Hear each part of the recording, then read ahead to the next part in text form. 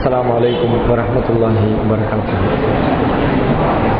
Alhamdulillah, nahmaduhu wa nasta'inuhu wa nastaghfiruhu wa nu'minu bihi wa natawakkalu alayhi wa na'udhu billahi min shururi anfusina wa min sayyiati a'malina.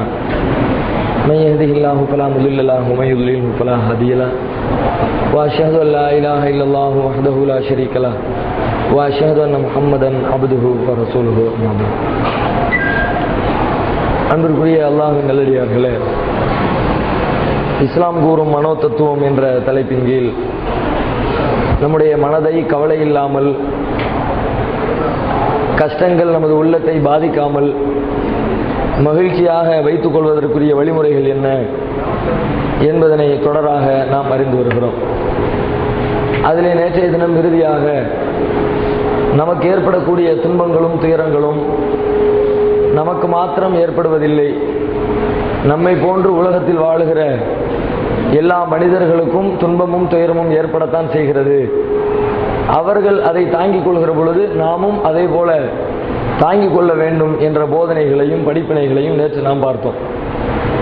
அதே போல இது போன்ற உள்ளத்தை பக்குவப்படுத்துகின்ற எந்த ஒரு காரியமாக செய்தியாக இருந்தாலும் நம்முடைய கவலைகள் சந்தோஷம் அனைத்திற்குமான அடிப்படை என்ன என்று சொன்னால் நம்முடைய பார்வையை மாற்றுவதுதான். உலகத்தை நாம் பார்க்கிற பார்வை என்ன என்பதை பொறுத்து தான் ஒருவனுக்கு மகிழ்ச்சியும் அல்லது அவனுடைய வாழ்க்கையிலே துக்கமும் ஏற்படுகிறது. உலகத்தில் இருக்கிற பொருட்களிலேயோ அல்லது நாம் பயன்படுத்தக்கூடிய தளவாட சாமான்களிலேயோ நாம் சேர்த்து வைத்திருக்கிற சொத்து பத்துக்களிலேயோ கண்டிப்பாக மகிழ்ச்சியோ சந்தோஷமோ கிடைக்கப் போவது இல்லை. அதை அந்த பொருளை எப்படி பார்க்கிறோம், இந்த நடப்பு நிகழ்வுகளை எவ்வாறு அணுகுகிறோம் என்ன நம்முடைய பார்வையை சிந்தனையை பொறுத்து தான் மகிழ்ச்சி துக்கம் எல்லாமே வேறுபடுகிறது. ஒரே விஷயம் ஒரே காரியம் ஒரு மனிதனுக்கு சந்தோஷத்தை தருகிற காரியம், அதே விஷயம் இன்னொருவனுக்கு துக்கமாக மாறிவிடும். ஒரு மனிதனுக்கு நல்ல வாய்ப்பாக நல்ல அருமையான ஒரு நிகழ்வாக கருதப்படுகிற ஒரு காரியம் இன்னொரு மனிதனுக்கு வெறுப்பாக ஒரு இழப்பாக மாறிவிடக்கூடும். எல்லாமே பார்க்கிற பார்வையை பொறுத்து தான் இருக்கிறது. பார்க்கிற பார்வையை அகலமா கண்ணை திறந்து உருப்படியா பார்த்தோம்னா நல்லதா தெரியும். நாம பார்க்கிற சிந்தனை தவறான சிந்தனையாக பார்த்தோம் என்று சொன்னால் கெட்டதாக தெரியும். ஒரு பேருந்துல ஒருத்தர் ஏறுறாரு, இங்க இருந்து மேட்டுப்பாளையத்திலிருந்து பஸ் ஏறி உட்கார்றாரு. உட்கார்ந்தா வண்டி எப்படி மேல நீக்கி ஏறுது, ஊட்டியை நோக்கி ஏறுகிறது. கடைசி சீட்டு லாஸ்ட்ல உட்கார்ந்தாரு. வண்டி ஒவ்வொரு ஹேர்பின் பெண்டிலையும் போய் போய் உளுந்து உளுந்து எந்திக்குது. எந்திரிச்சா கொஞ்ச நேரம் பொறுத்து பார்த்தாரு. என்னடா இது இப்படி தூக்கி தூக்கி போடுது, கடைசி சீட்ல உட்காந்துட்டோம், அங்கிட்ட அடிக்குது இங்கிட்ட அடிக்குது மேல இங்கேயும் தூக்கி அடிக்குது, நமக்கு இந்த சீட்ல உட்காந்துருந்தா சரி வராதெல்லாம் ஒரு சீட்டா, கடைசி சீட்ல உட்காந்துட்டு போறதே பெரிய நரகம்பா அப்படின்னு ஒரு முடிவு பண்ணி வேணாம் இந்த சீட்டு வேணாம் முன்னாடி போயிருவோம் அப்படின்னு ஃப்ரெண்டுக்கு போயிடுறாரு. அடுத்து ஒரு ஸ்டாப்ல வண்டி நிக்குது, அடுத்து ஒரு 2 பேர் ஏறுறாங்க. நியூலி மேரிடு புதிதாக திருமணமான 2 பேர் ஏறுறாங்க. கடைசி சீட்ல வந்து உட்கார்றாங்க. வண்டி அதே மாதிரி தான் போகுது, மேல கீழே உளுந்து விழுந்து வளைஞ்சு நெளிஞ்சு. முன்னாடி உள்ளவனுக்கு நரகமா தெரிஞ்சது, பின்னாடி உள்ளவனுக்கு சொர்க்கமா தெரியுது. என்ன வண்டியா, சூப்பரா வண்டி வச்சிருக்கிறான். என்ன காரணம்? பார்வைதான் காரணம். இவனுக்கும் அதே மாதிரி விழத்தான் செஞ்சிச்சு, இவனுக்கும் அது மாதிரி தூக்கி போடத்தான் செஞ்சிச்சு. இவன் பார்த்த பார்வையும் அவர் பார்த்த பார்வையும் வேறு. இப்ப பார்வையை மாற்றுகிற பொழுது மனதிலே மகிழ்ச்சியை மாற்றிக்கொள்ள முடியும், கவலையை மாற்றிக்கொள்ள முடியும். இஸ்லாமிய மார்க்கம் என்ன செய்கிறதுனா பார்வையை மாத்திர வேலையை தான் சொல்லி தரு. மருந்து மாத்திரையெல்லாம் இஸ்லாம் ரெக்கமெண்ட் பண்றது இல்லை. உன் பார்வையை மாத்து, மருந்துலாம் 2வது தான், மெடிக்கல்லாம் 2வது தான். சிந்தனை மாறி போனால் எல்லாமே மாறி போகும். சிந்தனையில கோளாறு இருந்தால் எல்லாத்திலையுமே சிக்கல் ஏற்பட்டு போகும். அடுத்த ஒரு கணவனுக்கு மனைவிக்கு கணவன் மேல ஒரு சந்தேகம் வந்து விட்டது என்று சொன்னால் அற்பமான விஷயத்துல கூட நோண்டி நோண்டி சந்தேகப்பட்டு நம்முடைய நிம்மதியை குலைக்க ஆரம்பிச்சிருவா. கணவனின் மேல ஒரு அளப்பரிய ஒரு நம்பிக்கை வந்துருச்சு, நம்ம புருஷன் எங்கிட்ட தப்பு செய்ய மாட்டார், அவர் விலை போகக்கூடிய ஆள் இல்ல என்று அவளுக்கு ஒரு ஆழமான உறுதியான நம்பிக்கை வந்துருச்சுன்னா எவ்வளவு பாரதூரமான செய்திகள் சொல்லப்பட்டாலும் குடும்பத்துல நம்பிக்கை குலையாது. லேசா சந்தேகம் வரட்டுமே, ஒரு பஞ்சாயத்து அறிக்கை மாதிரி தான் புருஷன் மேல சந்தேகம் வந்துச்சான். சந்தேகம் வந்த உடனே ஒரு நாள் வெளியில போயிட்டு வர்றாரு. நீல முடி ஒண்ணு சட்டையில மாட்டிக்கிட்டு இருக்குது, நல்ல கண்ணங்கரேன்னு இருக்குது, நீளமான முடி. எடுத்து பார்த்துட்டு வந்துருச்சு டவுட். ஆஹா பாவி மனுஷா இப்படி ஒரு குத்துக்கள் மாதிரி பொண்டாட்டிக்கார நான் வீட்டுல இருக்கிறேன், எங்க போயிட்டு வந்தீரு நீரு ஒரு இள வயசுக்காரிட்டு பார்த்து போயிட்டு வந்திருக்கிற அப்படின்றது மாதிரி சண்டையை ஆரம்பிச்சு விட்டா. அவர் எவ்வளவோ சொல்லி சொல்லி பாக்குறாரு, அப்படிலாம் ஒண்ணும் இல்லம்மா, நீ நினைக்கிற மாதிரி தப்புலாம் இல்ல, நான் அந்த மார்க்கெட் வழியா கிராஸ் பண்ணி வந்தேன், அங்க குப்பையும் குளமும் பறந்துச்சு, அதுல ஏதோ ஒரு முடி வந்து என் மேல விழுந்துருச்சு அப்படின்னு சொல்லி பாக்குறாரு. ஒண்ணு கதைக்காவல. மறுநாள் வேலைக்கு போயிட்டு திரும்ப வர்றாரு. திரும்ப வந்தா வீட்டுக்குள்ள வந்த பிறகு வீட்டுக்காரி, நேற்றைக்கு முடி இருந்துச்சு, இன்னைக்கு வேற எதுவும் இருக்குதா, எங்கேயும் போயிட்டு வர்றாரா, செக் பண்ணுவோம் அப்படின்னு பார்த்தா ஒரு நரைச்ச முடி ஒண்ணு இருக்கிறது, நீளமான நரைச்ச முடி இருக்குது. அப்ப நரைச்ச முடி இருந்தா சாதாரணமா இருந்தா என்ன நினைக்கணும், அப்ப இது ஒரு பெரிய மேட்டர் இல்ல, நரைச்ச முடியை யாரா கற்பனை பண்ணுவோமா? அப்ப அவளுக்கு சந்தேகம் இருந்ததுனால என்ன சொல்றா, போயும் போயும் ஒரு நரைச்ச முடிவுல கிளவிட்டியா போயிட்டு வந்த இன்னைக்கு அப்படின்னு 2ஆம் நாள் சண்டை. சந்தேகம் வந்துருச்சுல உள்ளத்துக்குள்ள, அதனால கிடைக்கிற துரும்பை எல்லாம் பயன்படுத்தி கொண்டு சண்டை போடுவதற்குரிய சிந்தனையே அவளுக்கு வர ஆரம்பிச்சிருச்சு. 3ஆம் நாள் வர்றாரு, வீட்டு வாசலுக்குள்ள போகும்போதே மேலையில எல்லாம் தட்டி பார்த்துட்டு, அப்பா ஒண்ணு முடிகிட்டு இல்ல, இன்னைக்கு நிம்மதியா போய் வீட்டுக்குள்ள சேரலாம். வீட்டுக்குள்ள போனா வந்து பாக்குறான், ஒண்ணுத்தையும் காணோம். அப்ப சொன்னாலாம், இன்னைக்கு போயும் போய் ஒரு முட்டை அடிச்ச வட்டியா போயிட்டு வந்தேன் அப்படின்னா, ஒண்ணுமே இல்லைன்னா கூட எங்கிட்ட சந்தேகம் வந்து பார்வைதான் காரணம். பார்வை மாறிடுச்சுன்னா அது வந்து அற்பமான காரியத்திலையும் சந்தோஷத்தை பெறும். பார்வை மாறிவிட்டது என்று சொன்னால் அற்பமான காரியத்திலையும் சண்டைகளும் சச்சரவுகளும் சிக்கல்களும் இடையூறுகளும் மனிதருக்கு ஏற்படத்தான் செய்யும். அதனால இஸ்லாம் பார்வையை மாற்றக்கூடிய வழிமுறைகளை நமக்கு கற்றுத் தருகிறது. அதுல அடுத்ததாக இஸ்லாம் நமக்கு என்ன சொல்லித் தருகிறது என்று சொன்னால், ஒரு மனிதனுக்கு ஏற்படக்கூடிய துன்பங்கள் துயரங்கள் எதுவாக இருந்தாலும் அவனை விட துன்பத்திலே இருக்கிற மனிதன் ஒருவன் இருப்பான். யாரா இருந்தாலும் சரி, எவ்வளவு பெரிய கஷ்டப்பட்டவனா இருந்தாலும் சரி, அவனுக்கு கீழே ஒருத்தன் இருக்கத்தான் செய்யும். உலகத்துல ஒரே ஒருத்தனுக்கு மாத்திரம்தான் அவனுக்கு கீழே யாரும் இருக்க மாட்டாங்க. யாராவது ஒருத்தர் ரொம்ப லாஸ்ட், ரொம்ப ஃபைனல், கடைசியா ஒருத்தர் இருப்பான, அவனுக்கு மட்டும்தான் அவனுக்கு கீழே யாரும் இருக்க மாட்டாங்க. அவனை தவிர உலகத்தில் இருக்கிற யாரா இருந்தாலும், எப்படிப்பட்ட கஷ்டங்களை அனுபவிக்கிறவங்களா இருந்தாலும், அற்பமான கஷ்டமா இருந்தாலும் சரி, ரொம்ப பயங்கரமான சிரமங்கள் இடையூறுகளா இருந்தாலும் சரி, எந்த மனுஷனா இருந்தாலும் அவனை விட சிரமப்படக்கூடிய ஒரு மனிதன் உலகத்தில் இல்லாமல் இருப்பதில்லை. நமக்கு ஏற்பட்ட கஷ்டம் நமக்கு சாதாரணமா தெரியணும்னா நாம என்ன நினைச்சு பார்க்கணும் தெரியுமா, நம்மை விட கஷ்டப்படுறவன நினைச்சு பார்க்கணும். நான் வியாபாரத்தை ஆரம்பிச்சேன், 2 லட்சம் ரூபாய் நஷ்டமாயி போச்சு, 2 லட்சத்தை இப்படி போட்டேன், வம்பா போச்சேன், நாசமா போச்சேன் நினைச்சுக்கிட்டே உட்கார்ந்து இருக்கிறேன். பக்கத்துல இன்னொருத்தன் 4 லட்சத்தை போட்டுவிட்டு ஒண்ணும் இல்லாம உட்கார்ந்துருப்பானே, அவனை நினைச்சு பார்த்தா பரவாயில்லப்பா, நமக்காவது 2 லட்சம், அவனுக்கு 4 லட்சம், அவன் உள்ளத்துல ஒரு விதமான சமாதானம் ஏற்படும். நம்மை விட கீழ்நிலையில் இருக்கிறவர்களை பார்த்தால் நமக்கு உள்ளத்திலே ஒரு வித அமைதி ஏற்படும். நடந்து வந்துகிட்டே இருக்கிறோம், மரத்துல இருந்து ஒரு தென்னை மரத்துல இருந்து தென்னை மட்டும் முதுகுல டம்முன்னு உளுந்த உடனே முதுகுல விழுந்துருச்சே அப்படின்னு திரும்பி பார்க்கிறோம். பின்னாடி வந்தவன் மண்டையில இளநிய உழு. எப்படி இருக்கும்? உங்க முதுகுல விழுந்த அந்த தென்னை மட்டையுடைய வரி உங்களுக்கு தெரியாது. என்னங்க இளநி விழுந்துருச்சு, மண்டை உடஞ்சிருச்சு, ரத்தம் வருது, ஓடி வருவாங்க. சில பேர் ஆக்சிடென்ட் ஆகி அடிபட்டு ஏதோ சண்டையில கூட்டத்துல அடி போட்டு மிதிச்சு எடுத்து ஒரு ஓடி வருவான். அப்படி கை காலெல்லாம் ரத்தமா இருக்கும். நம்ம பதறிக்கிட்டு பார்ப்போம், என்ன இது, ஏன் இவ்வளவு கஷ்டமா இருக்குது, ஏன் இப்படி ரத்தம், என்ன ஆச்சு அப்படின்னு கேட்போம். அவனை பத்தி கதை சொல்றதை விட்டுவிட்டு, பரவாயில்லப்பா அடிச்சு அடியில எனக்காவது லேசாதான் காயம், அங்க ஒருத்தர் அடிச்சு போட்டுருக்காங்க பாரு, மண்டை கண்டெல்லாம் சிதறி போச்சுமா. இவனே பாதிக்கப்பட்டு தானே வந்திருக்கிறான். இவன் தன்னுடைய பாதிப்பை பத்தி ஏன் சொல்லல? இவனை விட பெரிய பாதிப்பை பார்த்து விட்டான். இதை விட கடுமையான ஆக்சிடென்ட் ஆகுது, கார்ல போய்கிட்டு இருக்கிறோம், பெரிய அளவுல ஒரு பெரிய ஆக்சிடென்ட் ஆயிடுச்சு, கை போயிடுச்சு, அங்கிட்டு இங்கிட்டு கிராச் ஆயிடுச்சு, மண்டையில அங்கிட்டு ரத்தம்லாம் வடியுது. அப்படி கீழே இறங்கி வர்றான், வரும்போதே 2-3 பணம் கிடக்குது. அடிபட்ட ஸ்பாட்டிலே அவுட்டா போன 4 பேரை பாக்குறான். எப்படி இருக்கும்? இவனுக்கு பட்ட வேதனையா தெரியாது, நம்மை விட பயங்கரமா அடிபட்டு இருக்கிறாங்க. அப்ப இவனுக்கு தன்னுடைய வேதனையை சொல்லணும்னு தோணாது. சொன்னா யாரும் கேட்கவும் மாட்டாங்க. இதை போட்டு என்ன சொல்லிக்கிட்டு இருக்கிற, அங்க பாடுறா ஆளே போய் சேர்ந்துட்டான், நீ என்னமோ கை போயிடுச்சு, வலிக்குது, முட்டுல இடிச்சிருக்குது, ஷாப் ஆயிருக்கணும் நிக்குதே, அவன் உசிரே போயிடுச்சு என்று சொல்லி கேட்கக்கூடியவர்களும் அதற்கு எதிர்மறையாக தான் ஆறுதல் சொல்லுவாங்க. அப்ப இஸ்லாம் என்ன, நபிகள் நாயகம் ஸல்லல்லாஹு அலைஹி வஸல்லம் இது மாதிரி விஷயங்களுக்கு சொல்றாங்க, உன்லுரு இலாமன் ஹுவ அஸ்ஃபல மின்கும், உங்களுக்கு கீழே கஷ்டப்படுறவங்க இருப்பாங்களே, எதை பார்த்தாலும் நீங்கள் உங்களுக்கு கீழே இருக்கிறவரை பாருங்கள். வலா தன்லுரு இலாமன் ஹுவ ஃபௌககும், உங்களுக்கு மேல இருக்கிறவங்க நல்லா இருப்பாங்களே அவங்களை நீங்க பார்க்காதீங்க. ஃபஹுவ அஜ்தரு அல்லா தஸ்தரு நிஅமத்தல்லாஹ், இப்படி இருக்கிறது எதுக்கு தெரியுமா? இப்படி நீங்க உங்களுடைய பார்வையை கீழே இருக்கிறவர்களை நோக்கி அமைத்துக் கொண்டால் அதுதான் அல்லாஹ்வுடைய அருளை நீங்கள் கேலி செய்யாமல் ஒரு அசட்டையாக கருதாமல் இருப்பதற்கு அதுதான் நல்லது. அல்லாஹ் நமக்கு கொடுத்திருக்கிற அருள், அல்லாஹ் நல்ல அருள் புரிந்து இருக்கிறான்.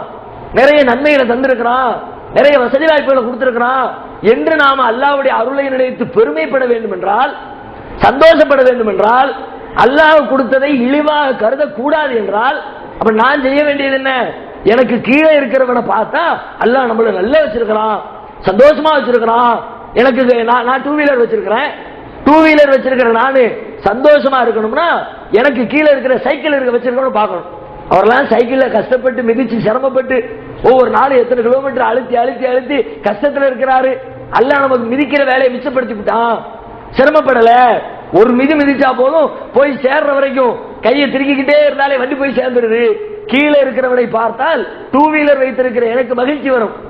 நான் இதை விட்டு மேல இருக்கணும்னு பார்த்தா அவன் கார் வச்சிருக்கிறான், சிஎல்ஓ கார் வச்சிருக்கிறான், டொயோட்டா கார் வச்சிருக்கிறான், எனக்கு அது மாதிரி இல்லையே என்று எனக்கு மேல் இருக்கிறவர்களை நோக்கி என்னுடைய பார்வையை திருப்பினால் என் உள்ளத்திலே இருக்கிற அமைதி கெட்டு போகும், நிம்மதி கெட்டு போகும். அல்லாஹ் எனக்கு கொடுத்திருக்கிற அருளை நான் நினைத்து பார்க்காமல் அல்லாஹ் எனக்கு அருளே கொடுக்காததை போன்று, அல்லாஹ் எனக்கு எதையுமே செய்யாததை போன்று அல்லாஹ்வை நான் திட்ட ஆரம்பித்து விடுவேன். அப்ப என்னுடைய உள்ளத்தின் கவலைகள் அகழ்வதற்கு எனக்கு கீழே இருக்கிறவர்களை நான் பார்க்க வேண்டும் என்பது மிக மிக முக்கியமான ஒரு போதனை. இப்ப நாம சொல்லிக்கிட்டு இருக்கிற இந்த தகவல்லாம் இருக்கிற இதுவெல்லாம் சர்வ சாதாரணமா குர்ஆனை படிக்கும்போது நமக்கு தெரிகிறது. ஆனால் ஆராய்ச்சியாளர்கள், சைக்கியாரிஸ்டுகள், சைக்காலஜிஸ்டுகள், மனோநல மருத்துவர்கள், மனநல ஆலோசகர்கள், உளவியல் ஆய்வாளர்கள் அவங்க எல்லாம் இதையெல்லாம் கண்டுபிடிக்கிறதுக்கு பல வருஷம் ஆய்வு பண்ணி இருக்கிறாங்க. இது சம்பந்தமான விஷயங்கள் நாம படிக்க அமர்ந்தால் அவங்க சொல்லக்கூடிய செய்தி ஒரு துரும்பு மாதிரி ஒரு செய்தியை சொல்லிவிட்டு, இந்த செய்தியை கண்டுபிடிக்கிறதுக்கு நாங்க இத்தனை லட்சம் பேரிடத்துல ஆய்வு நடத்தணும். மனுஷனுக்கு அவன் உள்ளத்தில் உள்ள கஷ்டம் நீங்கணும்னா அவன் தனக்கு கீழே இருக்கிறவங்களை பார்க்கணும். அப்படி பார்த்தா இயற்கையில மனிதனின் மனம் அமைதிப்படும் சொல்றோமே, சாதாரணமா நாம சொல்றோம். ஆனா அவன் இந்த செய்தியை சொல்றதுக்கு லட்சக்கணக்கான பேர்களிடத்தில் ஆய்வு நடத்தி கோடிக்கணக்கான ரூபாய்களை செலவழித்து அதுக்கு பிறகு இத்தனோடி தியரியை கண்டுபிடிச்சு ஒரு வரி தியரிக்கு பல கோடி ரூபாய் செலவழிக்கிறார்கள். ஆனால் அண்ணலம் பெருமகனார் நபிகள் நாயகம் ஸல்லல்லாஹு அலைஹி வஸல்லம் இது மாதிரி லட்சக்கணக்கான தியரிகளை அற்பமான ஒத்த வரியில நமக்கு சொல்லி தர்றாங்க. அப்ப ரசூல் ஸல்லல்லாஹு அலைஹி வஸல்லத்துடைய வாழ்க்கையில கூட அவங்களுடைய சஹாபாக்களுக்கு எத்தனையோ இடையூறுகள், துன்பம், துயரங்களை சந்திக்கிறாங்க. அது மாதிரி சந்திக்கிற தருணத்துல இதே ட்ரீட்மெண்ட் எல்லா இடத்துலயும் ரசூலுல்லாஹ் நடைமுறைப்படுத்துறாங்க. ஒரு தடவை ஹப்பாப் இப்னுல் அரத் என்ற ஒரு நபி தோழர் சொல்றார், நாங்க நபிகள் நாயகம் ஸல்லல்லாஹு அலைஹி வஸல்லம் அவங்களோடு மக்காவில் வாழ்ந்துகிட்டு இருக்கிற காலகட்டம். எந்த அளவுக்கு அந்த கொடுமை எல்லாத்துக்கும் தெரியும். மக்காவில் சஹாபாக்கள் பட்ட கஷ்டங்கள் வார்த்தைகள் வர்ணிக்க முடியாது. பெரிய ஆளு சின்ன ஆளுங்கிற வித்தியாசம் கிடையாது, பணக்காரன் ஏழைங்கிற வித்தியாசம் கிடையாது, எஜமானன் அடிமைங்கிற வித்தியாசம் கிடையாது. எல்லோரும் சகட்டு மேனிக்கு சிரமப்படுத்தப்பட்டார்கள். பெரும் பெரும் செல்வந்தர்களும் சமூகத்தில் முக்கியத்துவம் வாய்ந்த இடத்தை பெற்றிருந்தவர்களுமே சிரமப்படுத்தப்பட்டிருந்தார்கள் என்று சொன்னால் அடித்தட்டில் இருக்கிறவங்களை பத்தி கேட்க வேணும். அபூபக்கர் சித்திக் எல்லாம் எப்படிப்பட்ட ஆளு? மக்காவிலேயே ரொம்ப உயர்வான அந்தஸ்திலே வைத்து பார்க்கப்பட்ட ஒரு மனிதர், ஒரு செல்வந்தரும் கூட, கண்ணியமான மனிதரும் கூட. அவருடைய ஆலோசனைகளை கேட்டு பல பேர் நடப்பதற்கு தயாராக இருந்தார்கள். அப்படிப்பட்ட ஒரு நல்ல கண்ணியமான கௌரவமான வாழ்க்கை வாழ்ந்து கொண்டிருந்த அபூபக்கர் சித்திக் அவர்கள் இஸ்லாத்தை ஏற்றுக்கொள்கிறார்கள். அந்த இஸ்லாத்தை ஏற்றுக்கொண்டு நடப்பது காபிர்களுக்கு பிடிக்கல, அவங்களையே டார்ச்சர் கொடுக்கிறான். ஒரு கட்டத்தில் அந்த டார்ச்சரையும் கஷ்டத்தையும் தாங்கிக் கொள்ள முடியாமல் நம்ம இந்த மக்காவில் இருந்தோம்னா நாம அல்லாஹ்வை வணங்கி வழிபட முடியாது, அல்லாஹ்வுடைய வேதத்தின்படி நம்முடைய செயல்பாடுகளை அமைத்துக் கொள்ள முடியாது அப்படிங்கிற மாதிரியான ஒரு முடிவுக்கு நாம இங்க இருந்து ஹிஜ்ரத் பண்ணிட வேண்டியதா என்று ஹிஜ்ரத் புறப்படுகிறார்கள். எங்க ஹிஜ்ரத் பண்றாங்க? ஹபஷாவை நோக்கி ஹிஜ்ரத்தை ஆரம்பிக்கிறார்கள். ஹபஷாங்கிறது இன்னைக்கு எத்தியோப்பியா, சோமாலியா, அபிசீனியான்னு சொல்றோமே, இந்த 3 நாடுகளாக பிரிந்து கிடக்கிற அந்த 3 சேர்ந்து அன்னைக்கு ஒரே நாடா இருந்துச்சு. அந்த நாட்டுக்கு பேர் தான் ஹபஷா என்று சொல்வார்கள். ஹபஷாவில் ஓரளவுக்கு பிரச்சனை இருக்காது, நாம மக்காவில் வாழும் வரைக்கும் இஸ்லாத்தை ஃபாலோ பண்ண முடியாது, அதனால ஹபஷாவை நோக்கி பிரயாணம் பண்ணி விடுவோம் என்று ஹபஷாவை நோக்கி பிரயாணம் செய்து கொண்டிருக்கிறார்கள். வழியில ஒரு ஆளை சந்திக்கிறாங்க. மக்காவை சார்ந்த ஒருத்தர் வழியில பாக்குறார், என்ன அபூபக்கரே எங்க போறீங்க? இது மாதிரி எனக்கு பிடிக்கலங்க, மக்காவில் இந்த இஸ்லாத்தை ஃபாலோ பண்ண விட மாட்டேங்கிறாங்க, என்னுடைய இறைவனை என்னால முறையா தொழ முடியல, வணங்கி வெளிப்பட முடியல, அதனால நான் ஹிஜ்ரத் பண்ணி போய்கிட்டு இருக்கிறேன் விவரத்தை சொல்றாங்க. சொன்னா அவரால் தாங்க முடியல. அபூபக்கரே நீங்க யாரு? உங்களை மாதிரி ஆட்கள் ஊரை விட்டு போலாமா? உங்களுடைய கண்ணியம் என்ன, கௌரவம் என்ன, நீங்க இந்த மக்களுக்கு செஞ்சிருக்கிற தொண்டுகள் என்ன, அப்படியே அபூபக்கருக்கு முன்னாடி அவருடைய நிகழ்வுகள் அப்படியே சொல்றார். இன்னைக்கு தக்சிபுல் மாதும், இல்லாதவர்களுக்காக சம்பாதிக்கக்கூடியவர் நீங்கள். சம்பாதிக்கிற மனுஷன் யாருக்கு சம்பாதிப்பான்? எனக்கு நான் சம்பாதிப்பேன், என் குடும்பத்துக்கு நான் சம்பாதிப்பேன். ஆனா அவர் அபூபக்கர் எப்படின்னா, தனக்கு சம்பாதிச்சுட்டாரு, அடுத்தவனுக்கு ஒரு தேவை இருக்கு, அவன் கேட்கிறான், அதை கொடுக்கறதுக்கு இவர்கிட்ட காசு இல்ல, என்ன பண்ணுவாராம், போய் சம்பாதிச்சு கொண்டு கொடுப்பாராம். அது சொல்றாரு அவர், இன்னைக்கு தக்சிபுல் மாதும், இல்லாதவர்களுக்காக நீங்கள் சம்பாதிக்கிறீர்கள். நம்ம எல்லாம் சம்பாதிச்சதுல மிச்சம் இருக்கிறது இல்லாதவங்களுக்கு கொடுப்போம், இல்லாதவனுக்கு கொடுக்கறதுக்காக வேண்டிய சம்பாதிக்கிறதுங்கிறது சாதாரண நிலை இல்லை. சொல்றாரு தக்சிபுல் மாதும், இல்லாதவர்களுக்காக நீங்கள் சம்பாதிக்கிறீர்கள். ஓ தஸிலுர் ரஹிம, உறவினர்களை சேர்ந்து வாழ்கிறீர்கள்.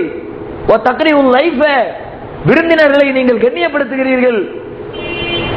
இது மாதிரி நிறைய அப்படி பட்டியல் போட்டே போறார்.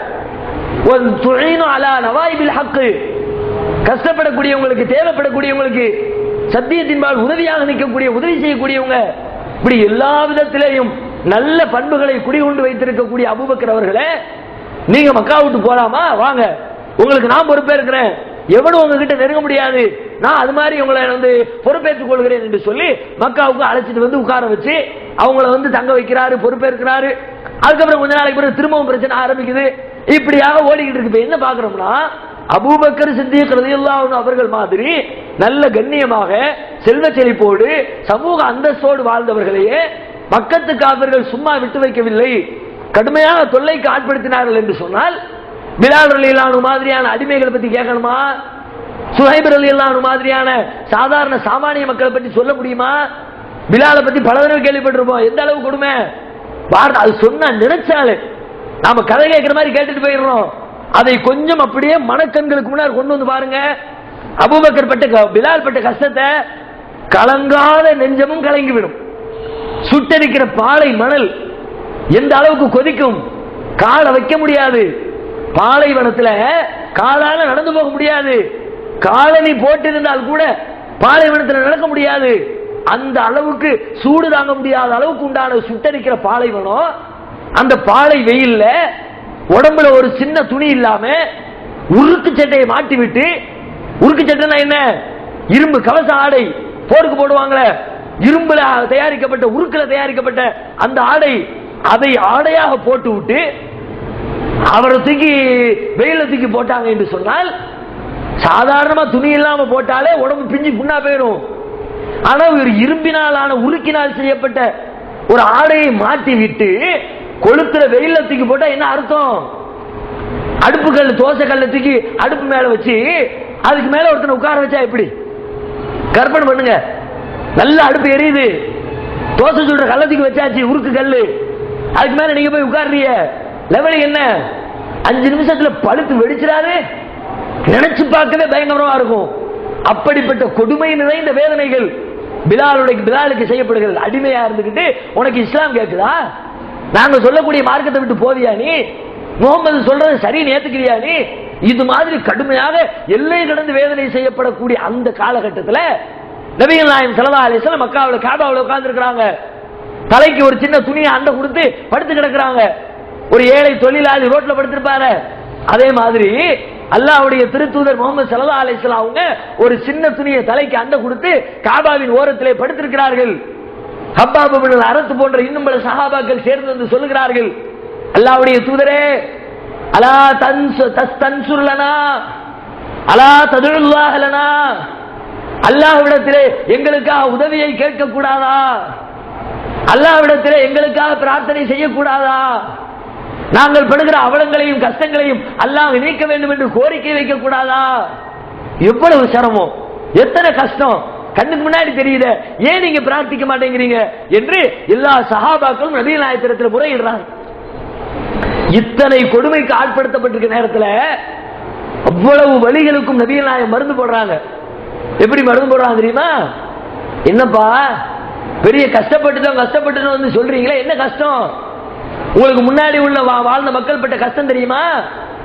முன்னாடி வாழ்ந்த மக்கள் இந்த ஏகத்துவத்தை ஏற்றுக்கொண்டதற்காக வேண்டி அந்த சமூகம் அவர்களுக்கு ஏற்படுத்திய கொடுமைகள் அளவு உங்களுக்கு தெரியுமா? மின்சார் கொண்டு வருவாங்க, ஆளை கூட்டிட்டு வந்து குளிய தோண்டி ஆளை நிப்பாட்டி வச்சு ரம்பத்தை எடுத்து வந்து தலைக்கு நடுவிலே மேலாக வைத்து இருகூறாக பிளந்து போட்டார்கள். மேலிருந்து அறுத்து ரெண்டா கிழிச்சாங்கப்பா. வலா யசுத்து தாலிக அந்தீனி. இவ்வளவு பெரிய சிரமம் அவர்களுடைய மார்க்கத்தை விட்டு அவர்களை வெளியேற்றவில்லை. அறுக்கனா அறுத்துக்கலாம் ஒரு பெரிய மேட்ரா? என் ரப்பு நாளை மறுமையில நரகத்தை வச்சிருக்கிறான அந்த வேதனையோடு கம்பேர் பண்ணுனா நீ ரம்பத்தால் அறுக்கிற மேட்ரு ஒரு வேதனையா? பெரிய வேதனை நினைச்சாங்க. இது உங்களுக்கு வேதனையா தெரியல. ரம்பத்தால் அறுத்து எரியப்படுகிறார்கள். அது அவங்களை பெரிய பாதிக்கல. ஐயோ இப்படி ஆயிட்டமே, இப்படி ஆயிடுச்சே, பெரிய துன்பமாச்சே, வேண்டாமே இஸ்லாமு, ஓடி ஒளிஞ்சிருவோமே நினைக்கல. அத்தோட போச்சா? சீப்பு, இரும்பாலான சீப்பு. நம்ம தலை சீவரை இன்னைக்கு வச்சிருக்கிற பிளாஸ்டிக் சீப்பு இல்ல, இரும்பாலான சீப்பு. அந்த சீப்பை வைத்து அவர்களுடைய உடலை கீறினார்கள். எலும்பும் சதையும் பீத்து கொண்டு வந்தது. இவ்வளவு பெரிய சிரமம் அவர்களுடைய மார்க்கத்தை விட்டு வெளியேற்றல. அப்படிப்பட்ட கஷ்டத்தை நீ நினைச்சு பாரு. நீ அப்படி பட்டியா? உங்களை ரம்பத்தால் அறுத்தாங்களா? சுடுமணல்ல தானே போட்டிருக்கிறாங்க. உன்னை ஆளை காலி பண்ணாங்களா? உருக்கு சட்டையை தூக்கி தானே மாட்டி விட்டுருக்காங்க. உருக்கு சட்டையை மாட்டி விட்டதுக்கு பெருசா புலம்புறிய, ரம்பத்தால் அறுத்தவங்க இப்படி புலம்பலையப்பா. சஹாபாக்களுடைய உள்ளத்துல அவ்வளவு கஷ்டமா? அல்லாஹ் நமக்கு பெரிய அருள் புரிஞ்சிருக்கான்பா.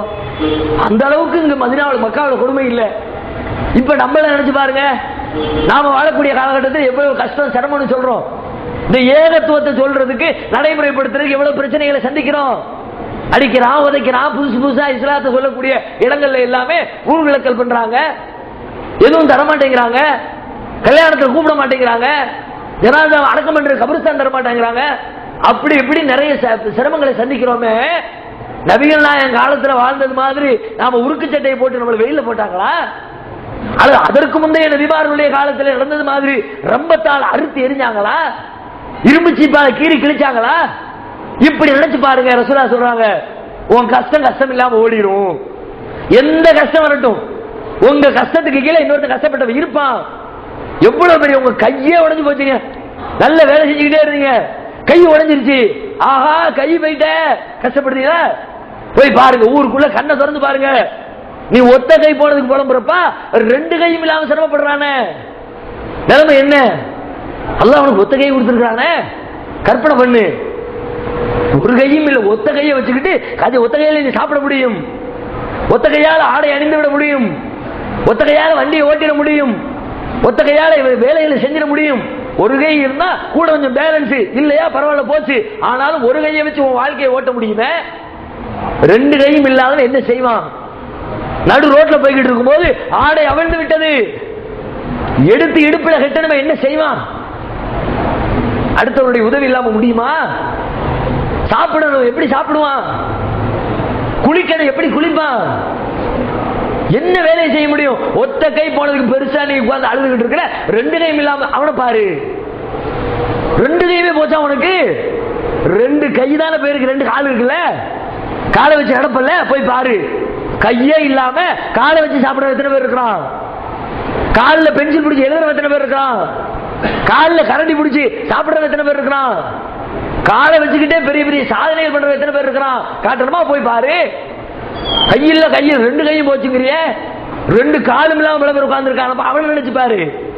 ரெண்டு கையும் இல்ல, ரெண்டு காலும் இல்ல ஆட்களை பார்த்திருக்கீங்களா? பார்த்தோம்னா நாம எல்லாம் அல்லாஹ்வுக்கு சுக்ர் செஞ்சுக்கிட்டே இருக்கணும். ஒன்னும் தர வேண்டாம். அல்ல என் வாழ்க்கையில் அல்லாஹ் எனக்கு பணத்தை தரல, செல்வத்தை தரல, வேற எதையும் தரல. என் மனைவி வழியா சந்தோஷம் இல்ல, என் பிள்ளை வழியா சந்தோஷம் இல்ல, நான் எதையும் திருப்தியா சாப்பிட முடியல, எல்லாம் போச்சு. ஆனால் ரெண்டு கையும் ரெண்டு காலும் இல்லாதவனை பார்க்கிற பொழுது எனக்கு பிள்ளை இல்லாட்டி பிரச்சனை இல்ல, என் மனைவி இல்லாட்டி பிரச்சனை இல்ல, எனக்கு காசு இல்லாட்டி பிரச்சனை இல்ல, எனக்கு கார் இல்லாட்டி பிரச்சனை இல்ல, எனக்கு நஷ்டமானாலும் பிரச்சனை இல்ல, எனக்கு நோய் வந்தாலும் பிரச்சனை இல்ல. ஆனா எனக்கு ரெண்டு கையையும் ரெண்டு காலையும் அழகான கண்ணையும் நாக்கையும் வாயையும் காலையும் கொடுத்திருக்கான அல்லாஹ், எனக்கு நீ ரொம்ப அருள் புரிஞ்சுட்ட அல்லாஹ். நினைக்க வைக்கும், உங்க கஷ்டத்தை ஓட ஓட விரட்டும். நினைச்சா அதையெல்லாம் நான் பார்க்க மாட்டோம்னா நீங்க புலம்பத்தான் செய்யும். எனக்கு கீழே இருக்கிறவன பார்க்க மாட்டேன், எனக்கு மேல உள்ளவனே பார்த்து பொறாமப்பட்டுக்கிட்டே உட்காந்துருப்பேன், அப்படிதான் உங்க வாழ்க்கையை நீங்க அமைச்சுக்குவீங்கன்னா, பொறாமப்பட்டு உள்ளத்துல வருத்தப்பட்டு கவலைப்பட்டு சிரமப்பட்டு அப்படியே நொந்து நொம்பலப்பட்டு வாழ்க்கையை அழிச்சுக்க வேண்டியதான். சந்தோஷம் வேணுமா? அல்லாஹ் அதான் சொல்றான். ஏன்னா உலகத்துல கஷ்டம் கஷ்டம் கஷ்டங்கிறிய, காசு இல்ல பணம் இல்ல, அந்த சிரமம் இந்த சிரமங்கிறிய. அலம் நஜஅல் லஹு ஐனைன், அழகிய 2 கண்களை தரலையா? ஒலிசானன் வஷஃபத்தைன், நல்ல நாக்க தரலையா? உதட்ட தரலையா? உதடு எவ்வளவு பெரிய மேட்ரு, சாதாரண நினைக்கிறோம். உதடு இல்லாட்டி நீங்க சாப்பிடுங்க பார்க்கலாம். சாப்பாடு எடுத்து உள்ள வச்ச சாப்பாடு உள்ள போகணும், தொண்டைக்குள்ள எப்படி போகும்? உதடு என்ற அரண் இல்லாட்டி சாப்பாடே இல்ல. குடும்ப வாழ்க்கையினுடைய இன்பத்துல பாதி இல்ல. உதடுங்கிறது முக தோற்றத்தினுடைய அழகுல முக்காவாசி இல்ல.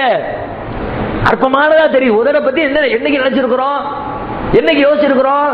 இவ்வளவு பெரிய நன்மை அல்லாஹ் தந்திருக்க, அற்புதமான அழகான உதட்ட கொடுத்திருக்கிறான். உதட்டுல கீரை விழுந்து அதுக்காக வேண்டி வருந்துவோம். எவ்வளவு பேர் வாழ்க்கையில் ஒண்ணும் இல்லாம, கையே இல்லாம, காலை இல்லாம, கண்ணை இல்லாம அல்லாஹ் சொகுசா வச்சிருக்கா. இப்படி ஒண்ணு இப்படி நினைங்க காட்டி தர்றாங்க. உன்னை விட சிரமப்படுகிற சிரமங்களை நீ பார். அப்படி பார்த்தா உன் சிரமம் ஒண்ணும் இல்லாம போய்விடும். ரசூல் ஸல்லல்லாஹு அலைஹி வஸல்லம் மகிழ்ச்சியா இருந்தாங்க, சந்தோஷமா இருந்தாங்க, கவலைப்படல, துக்கப்படல. சொல்றமே எதனால, எப்படி? அதுக்கெல்லாம் அடிப்படை அல்லாஹ் இப்படியே சொல்லி சொல்லி கொடுப்பான். இப்படி பாரு, இப்படி பாரு, இப்படி பாரு, இப்படி பாரு. அல்லாஹ் சொல்லி கொடுக்கிற ஒண்ணே அப்படியே ரசூலா பார்ப்பாங்க. மனசுல இருந்து கவலை ஓடி. நபியல்லாஹ் ஸல்லல்லாஹு அலைஹி வஸல்லத்துக்கும் கவலை வந்துச்சு.